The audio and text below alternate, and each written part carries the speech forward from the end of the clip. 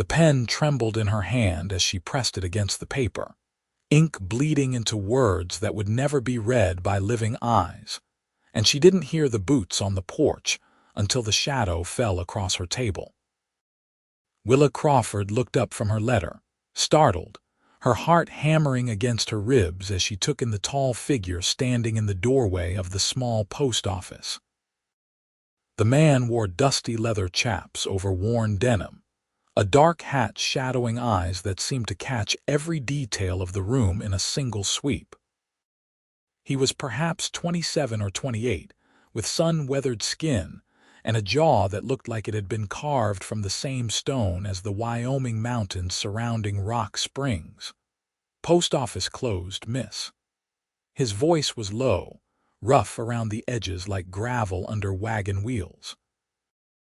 Willa's fingers instinctively covered the letter she had been writing. "No, I mean, yes, I work here, but official hours ended an hour ago. I was just—" She trailed off, unwilling to explain what she was doing. The cowboy stepped inside anyway, removing his hat to reveal dark hair that needed a trim. "Name's Xander Garrison. Just rode in from Cheyenne. Got a telegram I need to send first thing tomorrow. Wanted to make sure I knew where to find the place." "This is it," Willa said, straightening in her chair. She was 23, had been working at the Rock Springs post office for 2 years since her father died, and she knew how to maintain professional composure. Mostly. "We open at 8 in the morning. I can help you then." Xander's gaze drifted to the letter under her hand, and something in his expression shifted. Recognition, perhaps, or understanding. Writing to someone special, the question was innocent enough, but it pierced through Willa's carefully constructed walls. She felt her throat tighten, felt the familiar sting of tears she had become expert at suppressing. "That's none of your concern, Mr. Garrison." "No, madam, I suppose it isn't." He didn't move to leave, though. Instead, he tilted his head slightly, studying her with an intensity that made her skin prickle.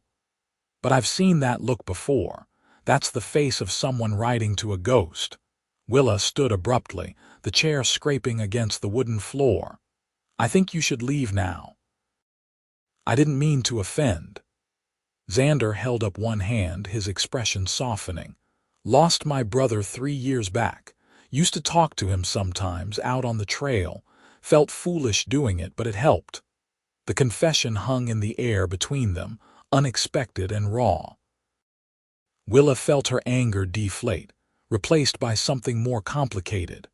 She looked down at the letter, at the carefully formed words addressed to Thomas Crawford, her brother who had died 18 months ago in a mining accident just outside of town. "I'm sorry about your brother," she said quietly. "I'm sorry about whoever you lost." Xander placed his hat back on his head. "I'll come back tomorrow for that telegram." He was almost through the door when Willa heard herself speak. "My brother, Thomas.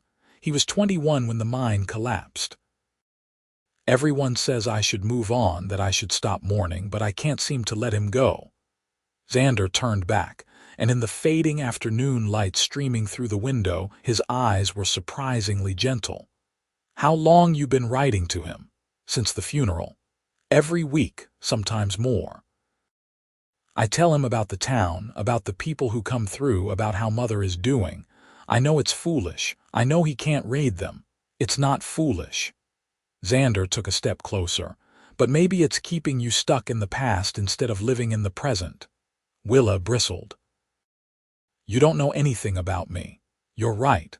I don't." He paused, seeming to consider his next words carefully. "But I know what it's like to be so tangled up in grief that you forget how to be alive. And I know that your brother, whoever he was, probably wouldn't want that for you." "How dare you presume to know what Thomas would want?" Willa's voice shook with emotion. "I dare because I see a young woman wasting her words on someone who can't answer, instead of building connections with people who can." Xander's tone was firm but not unkind. "If you need to write letters, write them to someone who can write back. Hell, write to me if you want." I'll be working at the Garrison Ranch about 10 miles north of here. I actually read, unlike most cowboys, and I promise to respond." The audacity of the suggestion left Willa momentarily speechless. "You want me to write letters to a complete stranger instead of my own brother? I want you to write letters to someone living instead of someone dead. There's a difference." Xander adjusted his hat. "Think about it. 8 o'clock tomorrow for that telegram." He left before she could formulate a response, his boots echoing on the wooden sidewalk outside.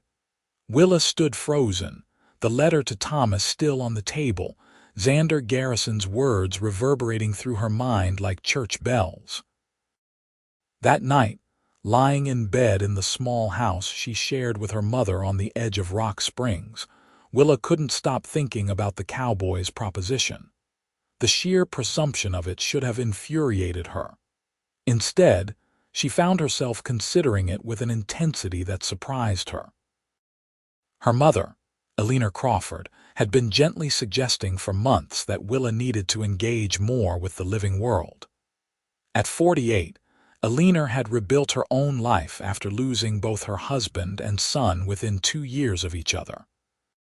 She volunteered at the church, helped organize social gatherings, and had even accepted the occasional dinner invitation from Matthew Porter, the widowed owner of the general store. Willa, by contrast, had withdrawn. She went to work, came home, wrote her letters to Thomas, and repeated the cycle. The other young women in town had stopped inviting her to social events. The young men had stopped calling.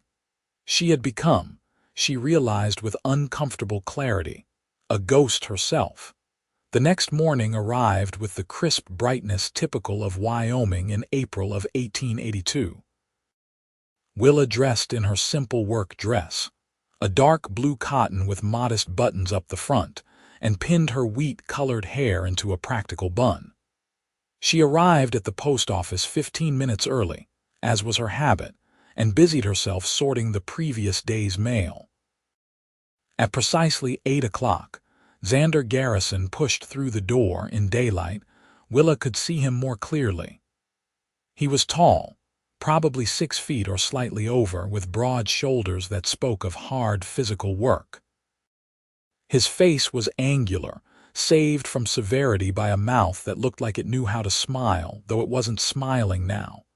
His eyes were hazel, she noticed, green and brown mixed together like the Wyoming landscape itself. "Morning, Miss Crawford." He removed his hat. "Mr. Garrison." She kept her voice professionally cool. "You needed to send a telegram." "I do." He approached the counter, pulling a piece of paper from his pocket. "To my uncle in Cheyenne, letting him know I arrived safely and will start work on the ranch today." Willa took the paper, read the brief message, and calculated the cost. "That will be 35 cents. Xander counted out the coins and placed them on the counter. As she wrote out the telegram form, she could feel his gaze on her. It wasn't intrusive or inappropriate, but it was present, attentive. "Did you think about what I said?" he asked. "I did." Willa didn't look up from her writing. "And I've decided it was an impertinent suggestion from someone who knows nothing about my situation." "Fair enough." He didn't sound offended. "Can I ask you something else then?" "I suspect you'll ask regardless of my answer." "Also fair."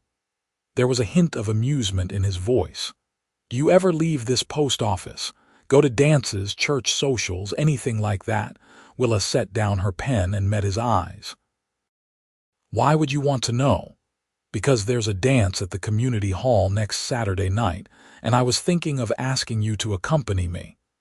The request was so unexpected that Willa actually laughed, a short, sharp sound of disbelief. "You're asking me to a dance? We met yesterday.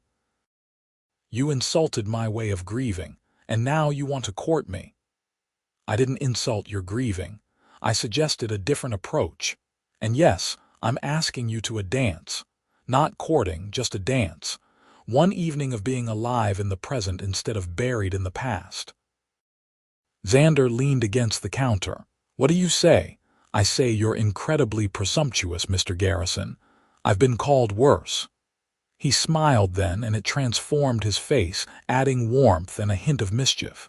"But that's not a no."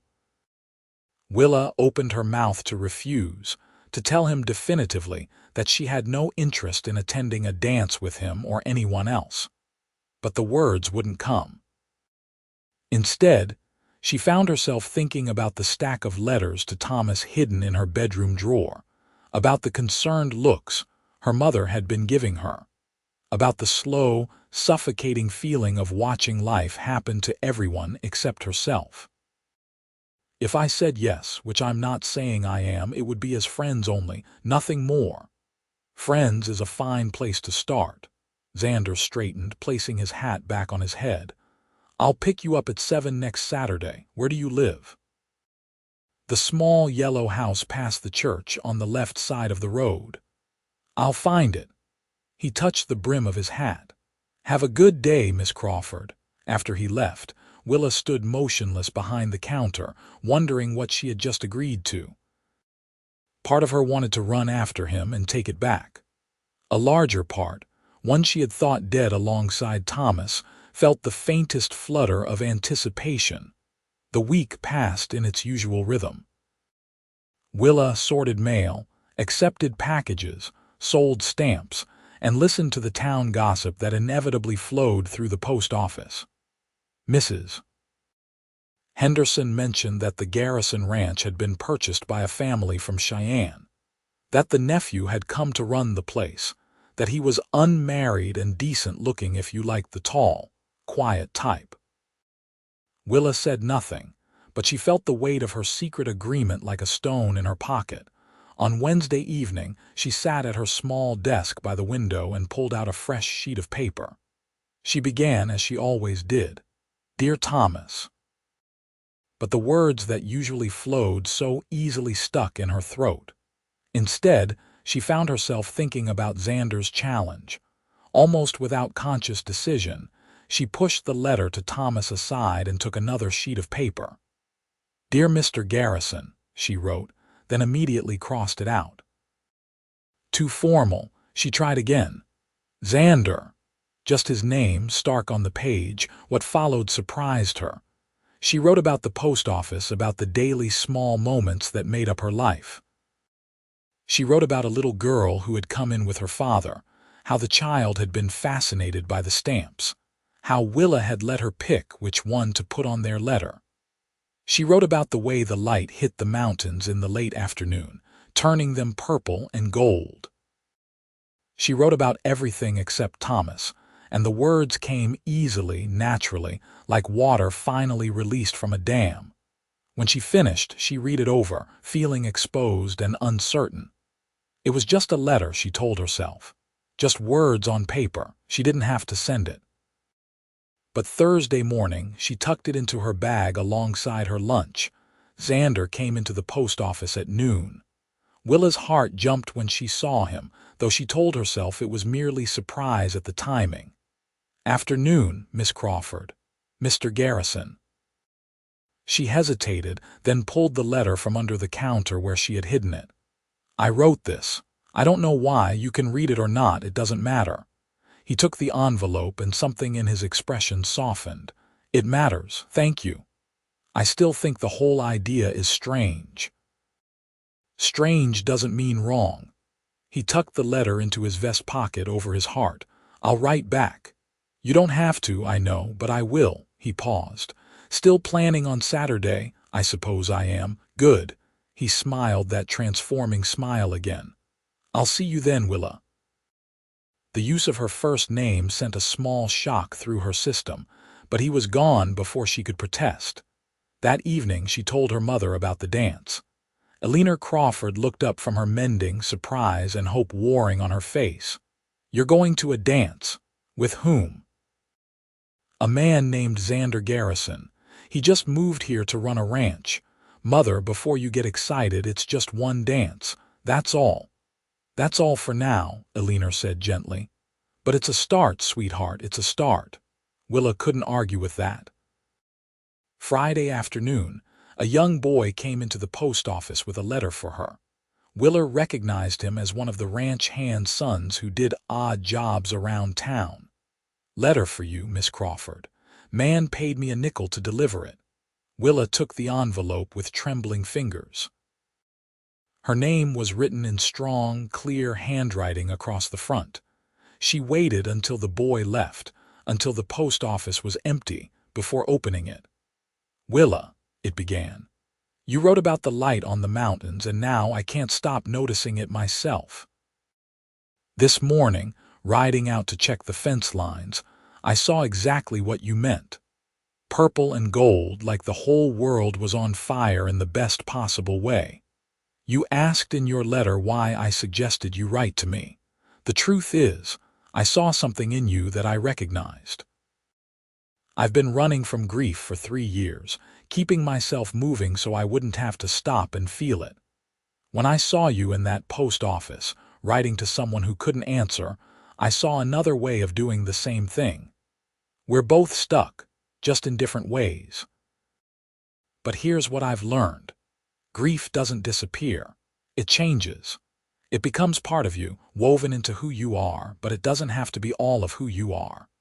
Your brother would want you to live fully, to laugh, to dance, to fill your days with new memories alongside the old ones. I'm looking forward to Saturday. Until then, I'll keep watching the mountains and thinking of your words, Xander." Willa read the letter 3 times, each time feeling something tight in her chest loosen just a fraction. He understood. Not perfectly, not completely, but enough. That night, she wrote back. Saturday arrived with unexpected sunshine. Willa spent the afternoon in a state of nervous energy, trying on the 3 decent dresses she owned before settling on a deep green one that her mother insisted brought out her eyes. She pinned her hair up, leaving a few soft curls around her face, and studied herself in the mirror. She looked like someone going to a dance. She looked alive. Xander arrived precisely at 7, driving a small wagon with a well-groomed horse. He wore clean dark trousers, a white shirt and a vest, his hat in his hands as he knocked on the door. Alina answered, inviting him in with barely concealed delight. "Mrs. Crawford, it's a pleasure to meet you." Xander's manners were impeccable. "And you, Mr. Garrison?" "Willa has told me you're running the Garrison Ranch." "Yes, madam. My uncle purchased it last year, but his health isn't what it was. I'm taking over the operations. That's quite a responsibility for a young man. I've been ranching since I was 15. It feels like coming home." His eyes found Willa as she descended the stairs, and his expression shifted into something warmer. "You look beautiful." The compliment, delivered simply and sincerely, made Willa's cheeks flush. "Thank you." The community hall was already crowded when they arrived, filled with people from Rock Springs and the surrounding ranches. A small band occupied one corner, playing a lively reel. The air smelled of perfume and wood smoke, and the punch Mrs. Henderson always made for these events. Willa felt every eye turn toward them as they entered. She hadn't attended a social event in over a year, and her appearance with an eligible new man was certain to be the talk of the town by morning. "Having second thoughts?" Xander asked quietly, offering his arm. "About 100 of them." "We can leave any time you want. Just say the word." The offer, the understanding behind it, steadied her. "No, I'm here. I might as well dance." He led her onto the floor as the band struck up a waltz. Xander's hand was warm and steady at her waist, his other hand clasping hers with confident gentleness. They began to move, and Willa was surprised to discover he was an excellent dancer. "Where did a cowboy learn to waltz?" she asked. "My mother insisted." She said a man should know how to conduct himself in civilized society, not just on the range. His eyes crinkled with amusement. "I complained about the lessons then, but I'm grateful now." They spun through the dance, and Willa felt something she hadn't experienced in 18 months. Joy. Pure, uncomplicated joy at being young and alive, and moving to music with a handsome man who made her laugh. They danced 3 more dances before taking a break for punch. Willa was immediately surrounded by women she had once considered friends, all asking questions about Xander, about how they met, about whether he was staying in Rock Springs. Xander handled the attention with grace, answering questions politely while keeping his attention primarily on Willa. When Martha Perry, a pretty blonde who had been widowed young, asked him to dance, he glanced at Willa first. "Go ahead," Willa said, surprised by the spike of jealousy she felt. She watched them dance, watched Martha smile up at Xander with obvious interest. He was polite, attentive even, but his eyes kept finding Willa across the room. When the dance ended, he returned directly to her side. "Want to step outside for some air?" he asked. The night was cool and clear, stars scattered across the sky like diamonds on black velvet. They walked a short distance from the hall, the music fading to a pleasant background hum. "Thank you for tonight," Willa said. "I didn't realize how much I needed this. Thank you for saying yes. I know it wasn't easy." They stood in comfortable silence for a moment before Willa spoke again. "Your letter. What you wrote about grief becoming part of you but not all of you, that helped me understand something I've been struggling with." "What's that?" "I thought that if I stopped mourning Thomas constantly, if I let myself be happy, it would mean I was forgetting him. That I was betraying his memory." She looked up at the stars. "But that's not true, is it? I can carry him with me and still move forward." "Yes." Xander's voice was soft. "That's exactly it." Willa turned to face him, seeing his face in the starlight. "Tell me about your brother." The request seemed to catch him off guard. For a moment she thought he might deflect, but then he began to speak. "His name was Daniel. He was 4 years younger than me, always following me around when we were kids. Wanted to do everything I did." Xander's voice held old pain and older love. "He was good with horses, better than me if I'm being honest. Had a way of understanding what they needed before they knew it themselves." "What happened to him?" "Pneumonia. Simple as that, stupid as that. He caught a cold that turned into something worse. By the time we got him to a doctor, there was nothing to be done." Xander's jaw tightened. "I was supposed to take care of him. I was the older brother, and I failed." Willa reached out instinctively, touching his arm. "It wasn't your fault. I know that in my head.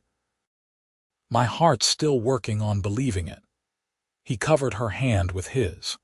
"But writing to you this week, getting your letters back, it helped. Talking about him without drowning in guilt, remembering the good things instead of just the end, that's been healing. I got 2 more letters from you after that first one. I told you I'd write back." His thumb traced small circles on the back of her hand. "I find I have a lot to say to you, Willa Crawford." The moment stretched between them, charged with possibility. Then a burst of laughter from the hall broke the spell, and they moved apart. "We should go back in," Willa said, though she wasn't sure she wanted to. "One more dance before the night ends." "Yes, I'd like that." The final dance was another waltz, slower and more intimate than the earlier ones. Xander held her closer this time, and Willa let herself relax into his arms, her head nearly resting on his shoulder. It felt natural, right, like something she had been waiting for without knowing it. When he drove her home, they talked easily about the evening, about the people they had met, about the ridiculous story Jeremiah Tucker had told about his prize bull. At her door, Xander helped her down from the wagon, his hands lingering at her waist. "Can I see you again?" "Not at the post office, but like this?" "Yes," Willa said without hesitation. "Sunday after church. We could take a ride, have a picnic if the weather holds." "I'd like that very much." He smiled, and for a moment she thought he might kiss her. Instead, he lifted her hand and pressed his lips to her knuckles, his eyes never leaving hers. "Good night, Willa." "Good night, Xander." Inside, her mother was waiting with poorly concealed curiosity. Willa told her about the dance, about the laughter and the music and the promise of Sunday, and Alina's eyes filled with happy tears. "Oh, sweetheart, it's so good to see you living again." That night, Willa took out her writing paper. For the first time in 18 months, she didn't write to Thomas. Instead, she wrote to Xander, filling pages with thoughts and feelings she had kept locked away for too long. She wrote about fear and hope, about the strange sensation of opening herself to possibility again, about how his understanding of grief had given her permission to move forward without guilt. She sent the letter Monday morning. His response came Tuesday afternoon. Thus began a pattern that would define the next several months. They wrote to each other constantly, sometimes multiple letters a day. Xander wrote about the ranch, about the challenges of managing the land and the livestock, about his dreams for the future. Willa wrote about the post office, about the town, about books she was reading and thoughts that kept her awake at night. But they also saw each other. Sunday picnics became a regular occurrence. Xander would arrive after church with a basket packed by his cook, and they would ride out to some beautiful spot in the surrounding countryside. They talked for hours, about everything and nothing, building a friendship that felt solid and real. 3 weeks after the dance, on a particularly beautiful Sunday in May, they rode out to a meadow carpeted in wildflowers. Xander spread a blanket and unpacked cold chicken, fresh bread, cheese, and early strawberries. "This is perfect," Willa said, looking at the spread. "Mrs. Chen does good work. She's been my cook and housekeeper for 2 weeks now. Best decision I've made since coming to Rock Springs." "Second best," Willa corrected, biting into a strawberry. "Second best. The best was convincing me to write to you instead of Thomas." Xander's expression grew serious. "Have you stopped writing to him completely?" "No, but it's different now. I write to him maybe once a month, and it's more like keeping a journal, updating him on my life, not trying to hold on to him so tightly." She plucked a purple flower from the grass. "I have you to thank for that. You did the hard work yourself. I just gave you a push." A rather significant push. She met his eyes. "Xander, I need to tell you something. I'm listening. These past few weeks with you have been the happiest I've been since Thomas died. Maybe even before that. You've given me back something I thought I'd lost forever." "What's that?" "Hope. The belief that joy is still possible, that I deserve to feel it." She took a breath, gathering courage. "I'm falling in love with you." The words hung in the air between them, bold and vulnerable. Xander's face transformed, wonder and relief washing over his features. "Thank God," he said roughly.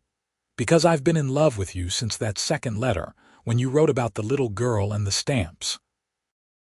Maybe even before, when you stood in that post office looking lost and brave all at once." He reached for her, and Willa went willingly into his arms. Their first kiss was sweet and tentative, a question and an answer all at once. Then Xander deepened it, his hand coming up to cup her face, and Willa felt something inside her bloom like the wildflowers surrounding them. When they finally pulled apart, both breathing hard, Xander rested his forehead against hers. "I want to court you properly. With your mother's permission, with the whole town knowing my intentions." "What are your intentions, Mr. Garrison?" "To marry you if you'll have me. Not today, not tomorrow, but someday soon. I want to build a life with you, Willa. I want to wake up to you every morning and fall asleep beside you every night. I want to write you letters when we're old and sitting in the same room, just because I love the way you smile when you read my words." Willa laughed, tears streaming down her face. "That's quite a declaration." "I'm a man who knows what he wants, and I want you." "Then court me properly, Xander Garrison. Come to dinner, charm my mother, make your intentions known to Rock Springs, and in a reasonable amount of time ask me to marry you. I think you'll like my answer." They spent the rest of the afternoon in that meadow, talking and laughing and stealing kisses like teenagers. When they finally rode back to town as the sun began to set, Willa felt transformed. The grief over Thomas hadn't disappeared, but it had settled into something manageable, a tender spot in her heart rather than an open wound. Xander did exactly as he promised. He came to dinner at the Crawford house twice a week, charming Alina with his good manners and genuine affection for her daughter. He attended church services, standing with the Crawfords, his deep voice joining the hymns. He became a fixture at the post office, always finding some excuse to stop by during Willa's working hours. Rock Springs noticed and approved. The story of how they met had spread, gaining romantic embellishments with each telling. The lonely postmistress and the cowboy who taught her to live again. It was the kind of love story that small towns cherished.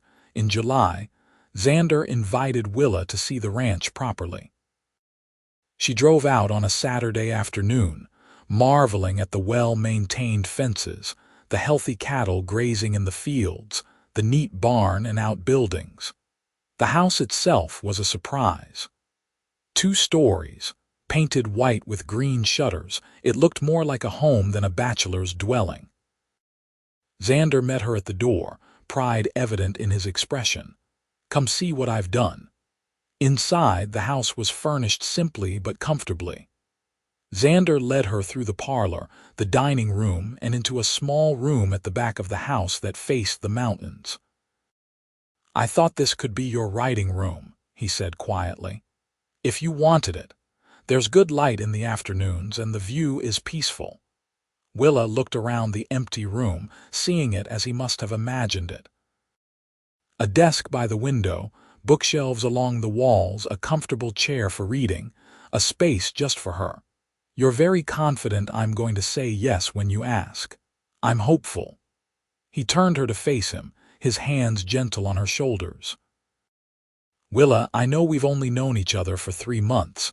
Some people would say that's too fast, that we should wait longer, but I've never been more certain of anything in my life. You're my future. You're my home." "Ask me," Willa whispered. Xander dropped to one knee, pulling a ring from his pocket. It was simple, a single small diamond on a gold band, but Willa thought it was the most beautiful thing she had ever seen. "Willa Crawford, will you marry me? Will you write letters to me for the rest of our lives, fill this house with laughter, and let me love you until my last breath?" "Yes." The word came out choked with happy tears. "Yes, absolutely yes." He slipped the ring onto her finger and stood, sweeping her into his arms and spinning her around. Willa laughed, clinging to him, feeling like her heart might burst from sheer joy. They set the wedding date for September, giving them time to prepare, but not so long that they would have to wait through the harsh Wyoming winter. Alina threw herself into preparations with enthusiasm, grateful to see her daughter not just happy but radiant. Willa continued writing letters to Xander, even though they saw each other nearly every day. It had become their special form of communication, a way of expressing thoughts and feelings that sometimes came easier on paper than in person. Xander's letters filled a drawer in her desk, tied with ribbon, a written record of their growing love. One evening in August, Willa sat down to write her monthly letter to Thomas. The words came easily now, without the desperate grief that had once accompanied them. "Dear Thomas," she wrote, "I'm getting married next month to a man I think you would have liked. His name is Xander, and he's strong and kind and makes me laugh. He lost his brother too, so he understands the shape of my grief without needing explanations. I want you to know that loving him doesn't mean I've forgotten you. You're still part of me, woven into who I am. But Xander helped me understand that I could carry you with me while still moving forward into new joy. That's a gift I'll always be grateful for. I wish you could be at my wedding. I wish you could meet him, shake his hand, give him your blessing. But I think somehow you already have. The day he walked into that post office and challenged me to write to someone living, that felt like grace.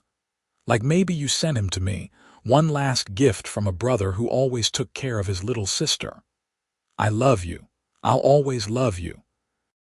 But I'm ready to build a life now, and I think you'd be happy about that. Your sister, Willa. She folded the letter and placed it in an envelope, but this time she didn't address it. Instead, she put it with all the other letters to Thomas, a chronicle of her journey through grief and into love. The wedding took place on a perfect September afternoon. The church was filled with townspeople and ranchers from the surrounding area. Willa wore her mother's wedding dress, altered to fit, and carried wildflowers from the meadow where Xander had first kissed her. As she walked down the aisle on her mother's arm, her eyes found Xander's and stayed there.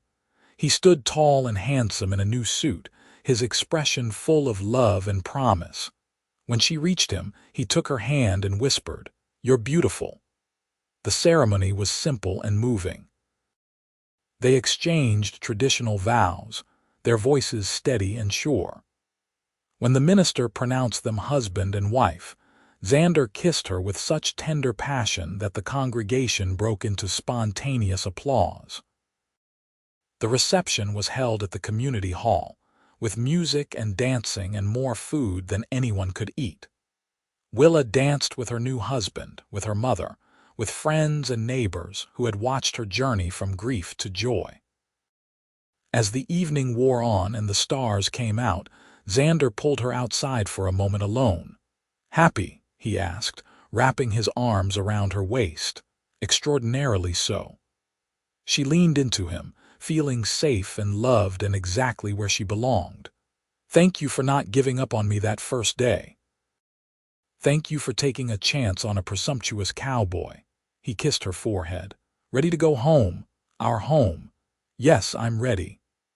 They drove to the ranch under a sky full of stars, Willa's head on Xander's shoulder. The house was lit with lanterns. Mrs. Chen had kindly prepared before leaving them to their privacy. Xander carried Willa over the threshold, both of them laughing, and set her down in the parlor. Their wedding night was gentle and passionate, a discovery of each other that felt both new and somehow familiar, like coming home. Afterward, lying in Xander's arms in the bed that would be theirs for the rest of their lives, Willa felt a peace so complete it was almost overwhelming. "I love you," she whispered. "I love you too." Xander's arms tightened around her. "Forever, Willa, that's my promise." The first months of marriage were an adjustment, learning to share space and lives and futures. But they had built their relationship on friendship and honesty, on written words and spoken truths, and those foundations held strong. Willa discovered that Xander had habits that occasionally drove her mad. He left his boots wherever he happened to take them off. He could lose himself in ranch work for hours, coming home exhausted and dusty. He had nightmares sometimes about Daniel, waking confused and grieving until she held him and reminded him where he was. Xander learned that Willa needed time alone each day to write and think, that she got cranky when she was hungry, that she cried at happy endings in books and sang off key when she thought no one was listening. They learned each other, and in learning, loved deeper. In December, Willa realized her monthly courses were late. She waited another week to be certain before telling Xander, wanting to be sure before raising his hopes. When she finally shared the news one evening after dinner, his reaction was everything she could have wished. "A baby." He looked stunned, then elated. "We're having a baby." In late summer, the doctor thinks. Xander picked her up and spun her around, then immediately set her down, looking worried. "Should I be doing that? Are you feeling well? Do you need to sit down?" Willa laughed at his sudden nervousness. "I'm fine. Pregnant women are not made of glass. You're carrying our child. You're precious beyond measure." He was attentive throughout her pregnancy, sometimes excessively so. He insisted she stop working at the post office when she began to show, worried about her standing for long hours. Willa protested but eventually agreed, using the time to set up the nursery and prepare for the baby. She still wrote letters, to Xander when he was out working the ranch, to her mother, to friends, and occasionally to Thomas, updating him on her life and the niece or nephew he would never meet. Their son was born on a hot August evening in 1883, arriving after 12 hours of labor that left Willa exhausted but triumphant. Xander was present for the birth, holding her hand, offering encouragement, and crying openly when the doctor placed the squalling infant in his arms. "He's perfect," Xander breathed, studying the tiny face. "Willa, he's absolutely perfect." They named him Daniel Thomas Garrison, honoring both the brothers they had lost. Little Daniel had his father's dark hair and his mother's eyes, and from his first day, he was loved with an intensity that sometimes frightened Willa with its fierceness. Motherhood transformed her. The fears she had harbored about not being enough, about grief making her incapable of joy, dissolved in the face of her son's needs. She was tired constantly, covered in spit-up more often than not, but happier than she had ever imagined possible. Xander was a devoted father. He would walk the floor with Daniel for hours when the baby was fussy, singing softly in a voice Willa had never heard him use before. He changed diapers without complaint and sat with Willa during the long night feedings, just to keep her company. "You're good at this," Willa told him one night, watching him rock their sleeping son. "I'm terrified every moment that I'll do something wrong," Xander admitted, "but I love him so much it overrides the fear. That's how I feel too." Daniel thrived, growing from a tiny infant into a robust baby with a ready smile and an adventurous spirit. By the time he was a year old, he was trying to walk, pulling himself up on furniture and taking wobbly steps before landing on his well-padded bottom. Life on the ranch settled into a comfortable rhythm. Willa managed the household, raised Daniel, and still found time for her writing. She had begun composing stories, simple tales about life in Wyoming, and had even submitted a few to magazines. When her first piece was accepted and published, Xander bought every copy he could find and showed them to anyone who would look. "My wife, the published author," he would say with unmistakable pride. In the spring of 1885, Willa discovered she was pregnant again. This pregnancy was harder than the first, with more sickness and fatigue. But Xander was there through all of it, taking over more of the household duties, playing with Daniel while Willa rested. Their daughter was born in December, during the first snowstorm of winter. The labor was faster this time, and by midnight, Willa was holding a tiny dark-haired girl with lungs that could wake the dead. "She's going to be trouble," Xander said, but his face was soft with love. "She's going to be magnificent," Willa corrected. They named her Clara Eleanor Garrison, after no one in particular. Clara was simply a name they both loved, strong and clear like a bell. With 2 children, the house felt full in the best possible way. Daniel, now 2 years old, was fascinated by his baby sister. He would sit beside her cradle for hours, talking to her in his toddler babble, bringing her toys she was too young to appreciate. Willa Crawford visited frequently, delighted to have grandchildren. She and Matthew Porter had married quietly the previous year, and Matthew proved to be a devoted grandfather figure, always arriving with peppermints in his pockets for Daniel and later for Clara. The ranch prospered under Xander's management. He had a gift for the work, understanding both the land and the animals. He hired good men, treated them fairly, and built a reputation as someone reliable and honest. When neighboring ranchers needed help, Xander was among the first to offer it, and the favor was always returned. In the evenings, after the children were asleep, Xander and Willa would sit together on the porch, watching the sun set over the mountains. Sometimes they talked about their day, about the children, about plans for the future. Sometimes they sat in comfortable silence, hands linked, content to simply be together. "You still write to Thomas?" Xander asked one evening in the summer of 1886. "Sometimes, not as often as I used to." Willa leaned her head on his shoulder. "Why do you ask?" "Just wondering." "I still talk to Daniel occasionally when I'm out riding alone. It helps to process things sometimes, you know." "I do know." She squeezed his hand. "You were right, all those years ago in the post office. Writing to someone who could write back, loving someone who could love me in return, it changed everything. We changed each other. That's what love does, I think. It transforms us into better versions of ourselves.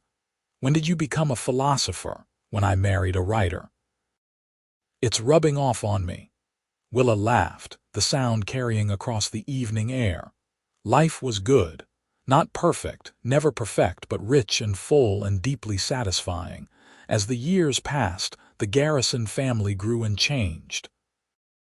Daniel started school in Rock Springs, riding in with his father several times a week. He was bright and curious, with his mother's love of words and his father's steady temperament. Clara proved to be exactly as spirited as her first cries had suggested, always into something, always asking questions, always testing boundaries. In 1888, when Willa was 30 years old and certain they were done having children, she discovered she was pregnant again. This time, she gave birth to twin boys in early 1889, James and Henry, who looked so much alike that even she sometimes had trouble telling them apart in their first months. The house was chaotic with 4 children, but it was a joyful chaos. Xander built an addition, adding 2 more bedrooms and a larger kitchen. Mrs. Chen, now getting on in years, brought in her niece to help with the increased household work. Willa published more stories, eventually compiling them into a book that found modest success. She wrote about the West, about the people who had settled there, about love and loss and resilience. Critics praised her authentic voice and her ability to capture the spirit of the frontier. Xander read everything she wrote, often multiple times. He remained her first and most enthusiastic audience, offering feedback that was always honest and constructive. On the dedication page of her book, she wrote simply, "For Xander, who taught me to write to the living." The children grew. Daniel became a serious young man interested in medicine, determined to become a doctor. Clara was fearless, riding horses as soon as she was big enough to climb into the saddle, talking about one day running her own ranch. The twins were inseparable, 2 halves of a whole, content as long as they were together. Leaner passed away peacefully in her sleep in 1891, leaving a hole in the family but also a legacy of grace and strength. Willa grieved, but it was a different grief than when Thomas died. This was the natural order of things, a life well lived coming to its natural close. She wrote a final letter to her mother, placing it in the coffin, thanking her for everything. Matthew Porter, heartbroken at losing his wife, spent more time at the ranch after Alina's death. He became the grandfather the children adored, teaching them checkers and telling them stories about the old days in Rock Springs. In 1894, on a crisp October afternoon, Willa and Xander stood on their porch watching their children play in the yard. Daniel, now 11, was teaching the twins how to throw a rope. Clara, at 9, was showing them all up with her natural skill. "Can you believe it's been 12 years?" Willa asked, leaning against the porch rail.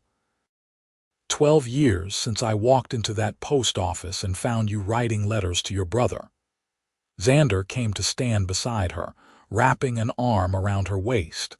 "Best decision I ever made, being impertinent that day. Best decision I ever made was listening to you. We've built something good here, haven't we? Willa looked at the house full of life and love, at the children who were healthy and happy, at the man who had loved her through grief and into joy. We've built something extraordinary. That evening, after the children were in bed, Xander presented her with a leather-bound journal. "What's this?" Willa asked, running her fingers over the smooth cover. "I've been saving all your letters from that very first one you sent to the ranch. I had them bound together." He opened the journal, showing her pages and pages of her own handwriting, interspersed with his responses. "Our love story in your words and mine." Willa's eyes filled with tears as she paged through the journal, reading words written in those early days of their courtship, declarations of love, descriptions of daily life, thoughts and dreams and fears all laid bare on paper. "This is beautiful. Thank you. I want you to add to it. Keep writing, keep recording our life together, so that someday, when we're old and our memories are fading, we can read these words and remember exactly how it felt to fall in love. We're still falling in love every day. Then we'll have a very long book." Xander pulled her close, kissing her with the same passion he had shown on their wedding day. "I love you, Willa Garrison. Every day more than the day before. I love you too, always." Time continued its steady march. The children grew and began making their own paths. Daniel left for medical school in Chicago in 1896, writing long letters home about his studies. Clara, at 14, was already being courted by the neighbor's son, though she insisted she was too young to think about marriage. The twins started school, causing twice the mischief of a single child but also bringing twice the joy. Xander's hair began to show silver at the temples. Willa found her first gray hair and showed it to him with mock horror. They laughed about growing old together, about the life they had built, about the legacy they would leave. In 1898, on their 15th wedding anniversary, Xander took Willa back to the meadow where he had first kissed her. It was May again, and the wildflowers were in bloom, purple and gold and white carpeting the ground. "Do you remember?" he asked, spreading a blanket just as he had all those years ago. "Every moment." Willa sat beside him, taking his hand. "You told me you wanted to marry me, that you wanted to write me letters when we were old and sitting in the same room. I still mean it. Every word." He reached into his pocket and pulled out an envelope. "In fact, I brought this to give to you." Willa opened the letter, reading the familiar handwriting that she loved so well. "My dearest Willa," it began. 15 years ago I asked you to marry me in a meadow full of wildflowers. You said yes, and that yes changed my entire life. You gave me love when I thought I was too broken to receive it. You gave me children who are the best of both of us. You gave me a home, not just a house, but a true home, filled with laughter and purpose and meaning. I'm not a man of fancy words, not like you are. But I want you to know that every single day I wake up grateful that I walked into that post office, that I was bold enough to challenge you, that you were brave enough to try. We've weathered storms together, celebrated triumphs together, built a life together. And I want to spend whatever years we have left doing exactly the same thing. Thank you for writing to me instead of a ghost. Thank you for choosing life. Thank you for choosing me. Forever yours, Xander." Willa folded the letter carefully, tears streaming down her face. "You still know how to make me cry. Happy tears, I hope. The happiest." She kissed him, tasting salt and sunshine and 15 years of shared love. "Thank you for never giving up on me. Thank you for being worth the effort." They lay back on the blanket, watching clouds drift across the blue Wyoming sky, hands linked between them. The same meadow, the same mountains, but everything different because of the life they had built together. As the sun began to set, painting the sky in shades of purple and gold. Willa thought about that young woman in the post office, writing desperate letters to a dead man. She thought about the cowboy who had challenged her to live again. And she thought about the love that had grown from that moment, steady and strong, transforming both of them into better versions of themselves. "Xander," she said softly. "Yes, love. Thank you for teaching me that grief and joy can coexist, that loving you didn't mean forgetting Thomas. That moving forward isn't betrayal, it's survival. You taught me the same thing, about Daniel, about the past, about how to carry loss without letting it carry you." He turned to face her. "We healed each other. We did." They rode home as the stars began to appear, just as they had on their wedding night so many years before. The house was lit with lanterns, and inside they could hear the voices of their children preparing dinner, bickering and laughing in equal measure. This was their life. Not perfect, but real. Built on letters and honesty, and the courage to choose love even after loss. The years continued to pass in the way years do, bringing changes both small and profound. Daniel completed his medical training and returned to Rock Springs in 1901, opening a practice that served the town and surrounding ranches. He married a kind woman named Elizabeth, and they gave Willa and Xander their first grandchildren, twin girls named Rose and Violet. Clara, true to her spirited nature, didn't marry the neighbor's son but instead fell in love with a horse trainer who passed through Rock Springs.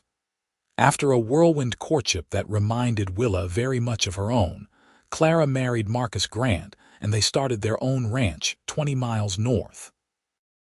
The twins, James and Henry, remained inseparable into adulthood.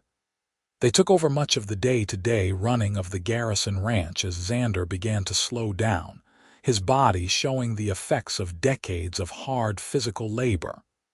But his mind remained sharp, his love for Willa undimmed.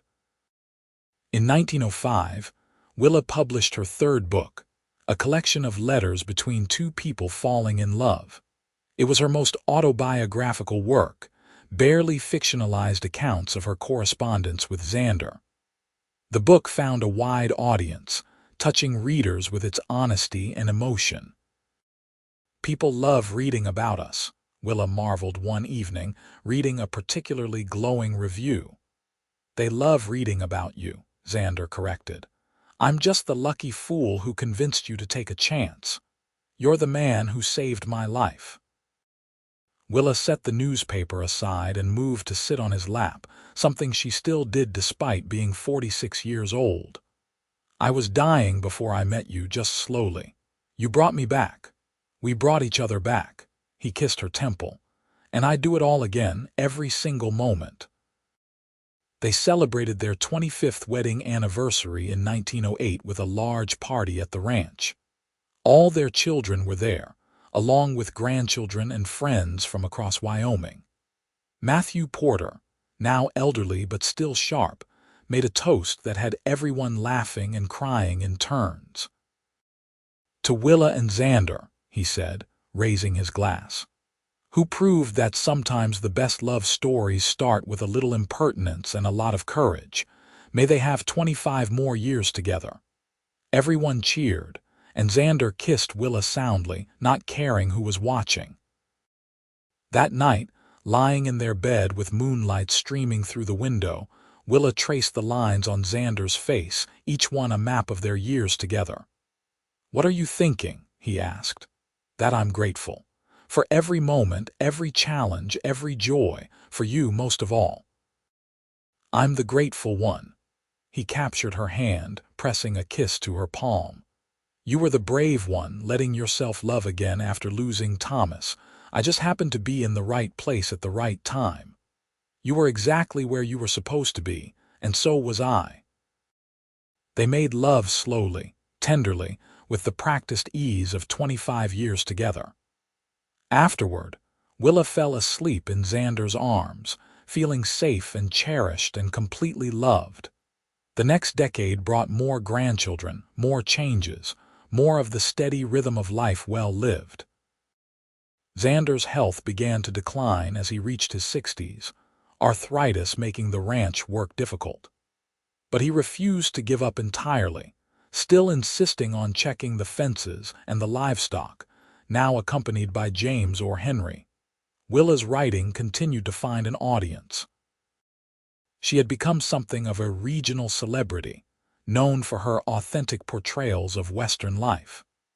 Young writers sought her advice, and she gave it freely, always remembering the girl she had been, lost in grief until someone showed her another way. In 1915, on a quiet spring morning, Willa and Xander celebrated their 32nd anniversary with breakfast in bed, a luxury Mrs. Chen's great-niece insisted on preparing. 32 years, Willa said, buttering a piece of toast. How did we get old? Speak for yourself. I'm distinguished. Xander's hair was completely silver now, his face deeply lined, but his eyes still sparkled when he looked at her. You're beautiful, Willa said seriously. Every year you get more beautiful to me. That's because you need spectacles and refuse to admit it. She threw a piece of toast at him and he caught it, laughing. This was them after 32 years, still playful, still in love, still choosing each other every single day. That afternoon, sitting in the study that had once been designated as her writing room, Willa pulled out the leather-bound journal Xander had given her years before. She paged through it, reading letters from their courtship, from early marriage, from the birth of each child. She had continued adding to it, just as Xander had asked, creating a comprehensive record of their love.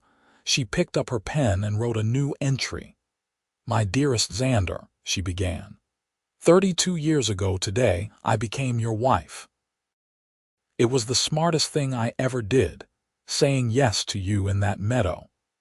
I've been thinking a lot lately about that day in the post office when you found me writing to Thomas. I was so angry at your presumption, so resistant to the idea that I could do anything different. But you saw something in me that I couldn't see in myself, the possibility of healing, of moving forward, of living fully again. You gave me back my life. You gave me love and family and purpose. You gave me yourself, completely and without reservation, and that gift has sustained me through every challenge we've faced. I don't know how many more years we'll have together. I hope for many, but I'm grateful for however much time we're given.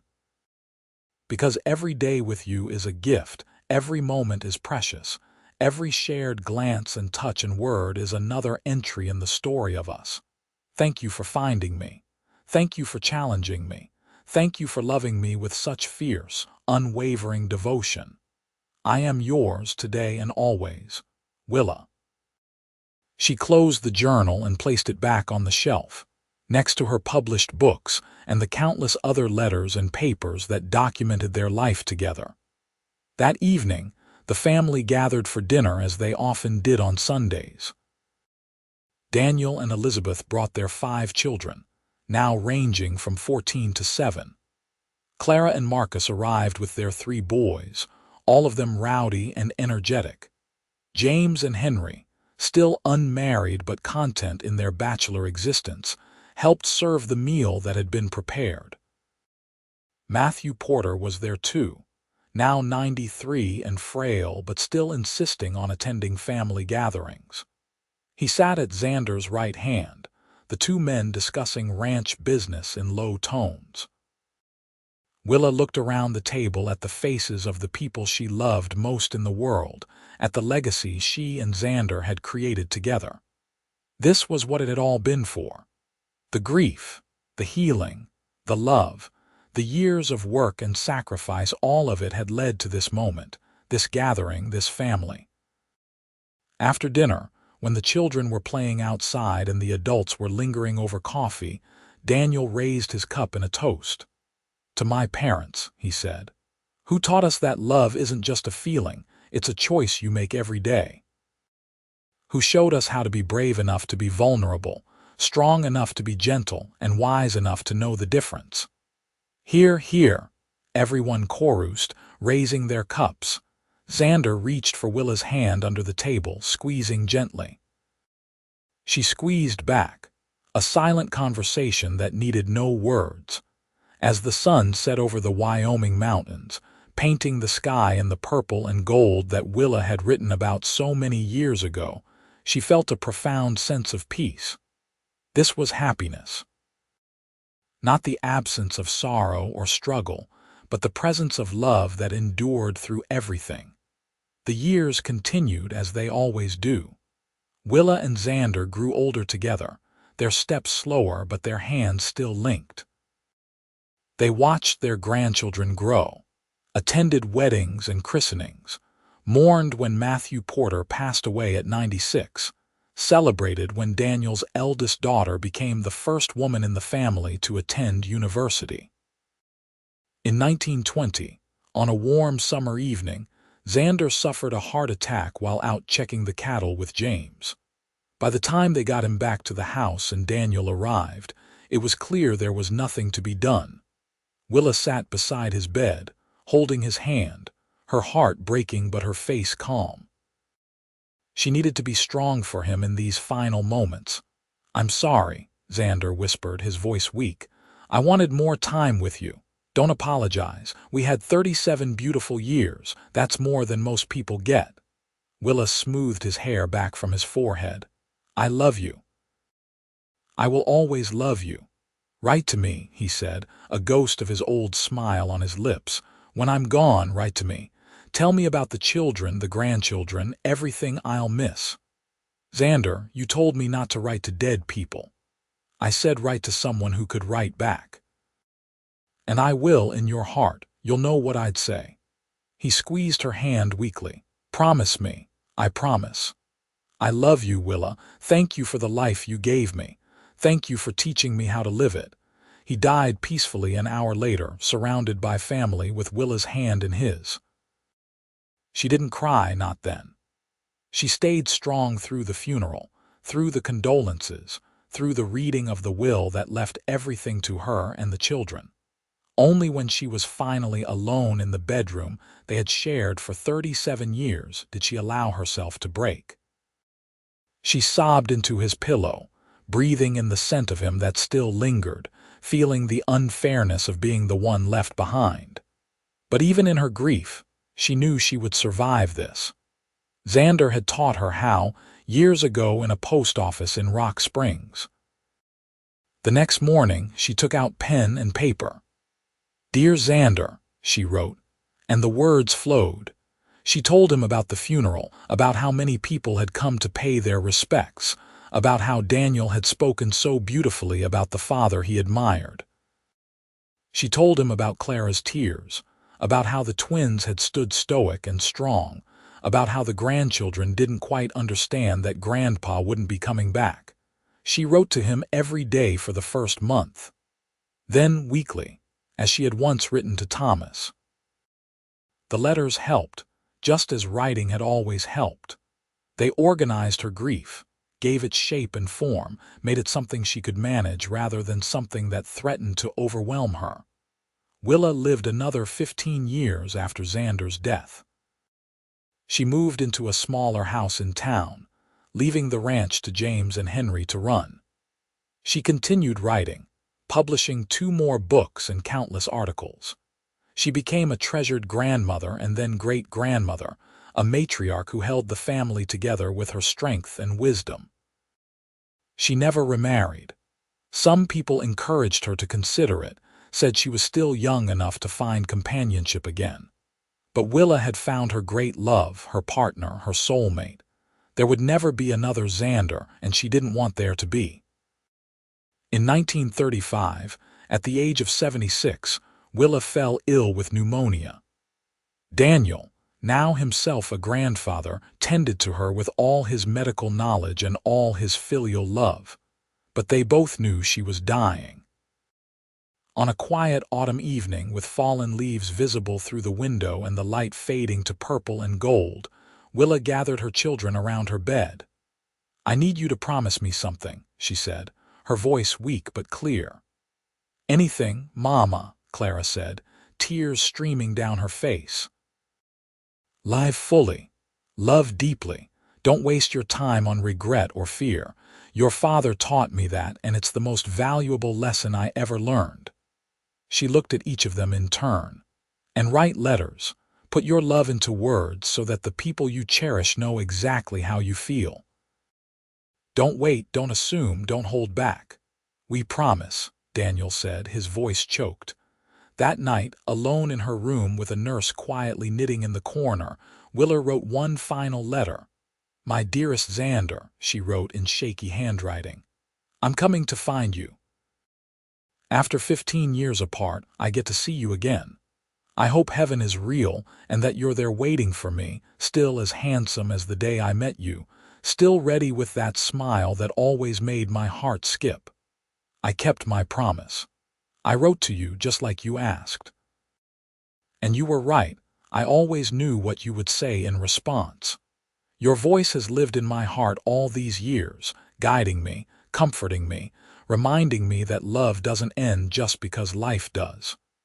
We built something beautiful together, you and I. 4 children, 11 grandchildren, and 8 great-grandchildren so far, with more coming. All of them carrying pieces of us forward into the future. That's our legacy, not just the ranch or my books, but the love we shared and the family we created. Thank you for walking into that post office 33 years ago.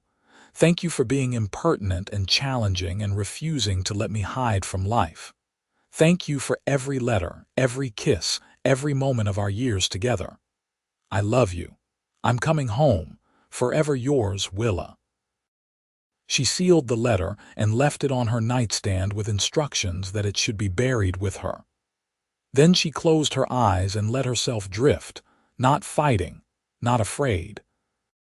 Willa Crawford Garrison died peacefully in her sleep that night, a small smile on her face, as though she was seeing something wonderful. They buried her next to Xander in the cemetery on the hill overlooking Rock Springs. The funeral was attended by hundreds, a testament to the life she had lived and the love she had shared. Daniel gave the eulogy, speaking about his mother's strength, her wisdom, her unwavering devotion to family. My parents' love story began with letters, he said, his voice carrying across the gathered crowd. And it ended with them too. But the love they shared didn't end at all. It lives on in all of us, in the family they created, in the lessons they taught, in the example they set of what it means to truly love another person. They placed Willa's final letter in her coffin, along with the leather-bound journal of correspondence between her and Xander. Together in death as they had been in life. As the sun set that evening, painting the Wyoming sky in shades of purple and gold, the family gathered at the ranch one last time. They sat on the porch where Willa and Xander had spent so many evenings, and they shared stories. Stories of love and loss, of grief and healing, of a cowboy who had walked into a post office and challenged a young woman to choose life. Clara held up a glass in toast. To Mama and Papa, who taught us that love is stronger than grief, that courage is choosing to be vulnerable, and that the best way to honor those we've lost is to live fully in their memory. To Mama and Papa, everyone echoed. And somewhere, in whatever comes after this life, Willa and Xander were together again. Writing letters to each other, laughing, loving, continuing the story that had begun in a post office in Rock Springs, Wyoming in 1882. A story of grief transformed into love. A story of a cowboy who found a woman writing letters to a dead man and said, "Write to me instead." A story that proved that sometimes the most impertinent suggestions lead to the most extraordinary lives. Their love story ended not with death, but with legacy. In the children who carried their names, the grandchildren who carried their values, the great-grandchildren who would hear the stories and pass them down to their own children. In the letters that survived, documenting their love in their own words. In the books, Willa wrote that would be read by generations she would never meet. The Garrison Ranch continued to operate for decades, run by descendants who honored the foundation Xander had built. In Rock Springs, the old post office where they met was eventually torn down and replaced, but a plaque was placed at the site commemorating Willa Crawford Garrison, author and daughter of the town. And if you had been walking through the cemetery on the hill on certain evenings, when the sun was setting and the light hit the mountains just right, turning them purple and gold, you might have sworn you could feel something in the air. Not quite a presence, but an echo. The lingering resonance of a love so strong it had transformed two broken people into something whole. A love that began with letters. A love that lasted forever.